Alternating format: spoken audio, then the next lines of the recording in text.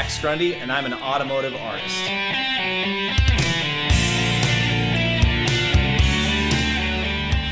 My very first car that I had when I was 15 years old was a 1952 Chevrolet pickup. It was painted like the Idaho license plate. My dad got that truck for me in Idaho, and I loved it. You know, he just, I think he saw that truck when he was on a business trip, and that car was really weird, you know, because it was sort of obnoxious looking, you know, but it was sort of cool, you know. It was this, it had this big airbrush mural on it, but it was like very definitive. It was unapologetic. It was like a big classic art car to drive around, you know. So I was proud of that. My first taste of car culture was classic trucks and lowriders. In Utah, where I grew up, there was a lot of classic trucks. I'm not sure why that was exactly. Maybe it was the agricultural environment or the rugged mountainous environment, I don't know, but we had a lot of classic trucks growing up. All my friends were into Lowrider magazine, so we just really got into that at a really young age. I mean, even before we started reading like Hot Rod and some of the other classic car magazines, we were checking out Gold Spoke rims and that kind of stuff.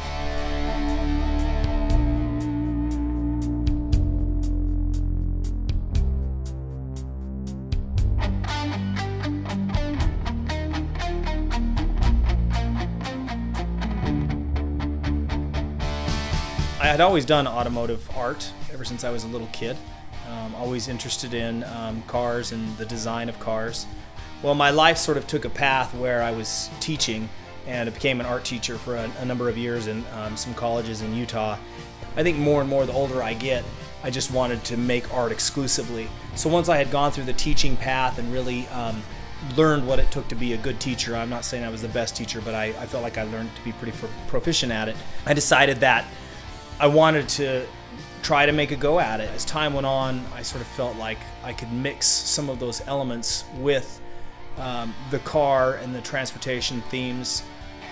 Cars becoming like a character, or you know, just a character in this scenario, whatever it is, not about the car looking cool or lifestyle necessarily, but thinking of the car as a character, just one character in this scenario that's unfolding.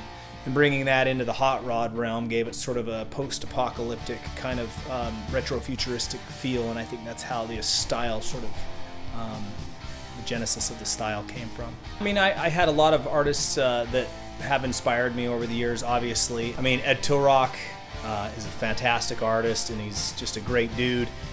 Josh Welton is an amazing welder, and he does some really awesome sculptures. Nate Greco, just one of the best, most talented artists around, and he's a super young dude. Yeah, I think just heavily influenced by like skateboard culture, and I mean, I don't know, as far back as I can remember, I always liked graphic, bold artwork and drew graphic, bold artwork.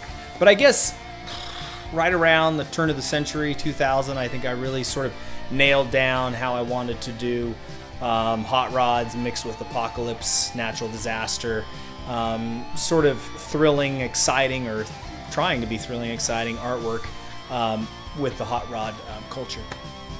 Do I think I played a part in a stylistic, I guess, movement? I think I played a small part in that. I think in that, and what that is that I think that there seems to be cars with a lot more simple, industrial, minimal style cue, you know, where you're sort of taking the classic elements of the car, you're reducing it down just enough, emphasizing certain qualities of the car enough without it becoming overly decorative.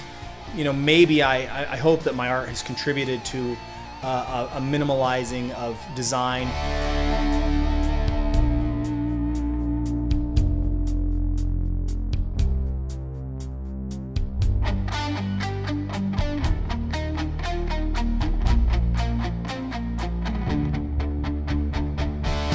I feel that my artwork can continue to inspire the future of hot rodding, and that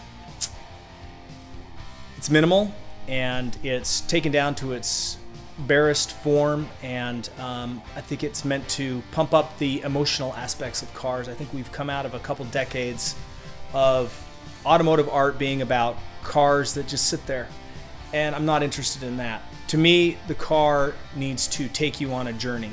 That's the purpose of the car. In essence, it's like a character, and it's part of a story, a bigger story being told, and I think that as long as the viewer can be part of that, it makes them, they put themselves in the artwork, and I think that's the most exciting thing for the viewer. I think my artwork can inspire future artists and future generations of automotive enthusiasts, and that I think that people are tired of stagnant automotive art and want to see stuff moving and take us someplace.